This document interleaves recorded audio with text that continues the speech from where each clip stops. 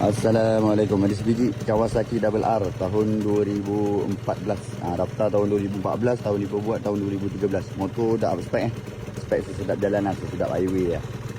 Nombor plate cantik JPV Johor Powerball 7564. Rainbow kopi, rem Dyno Pro baru. Dis dah pakai dis yang besar punya. Ingin senyap lah. Lepas pitching dia agak putih. Ada bunyi pelik-pelik lah. Air pun tak ada, air teh tarik dan susu tak ada. Minyak cun-cun lah, tak ada campur coolant lah. Exhaust standard kopi dah buat. Rem depan belakang baru. Buat orang original. Sisi kiri kanan semua function, meter semua function. Kita minyak, minta temperature, minta RPM semua hidup lah. Ini semua hidup function. On semua function lah. Signal, wiring semua hidup. Boleh dengar punya engine.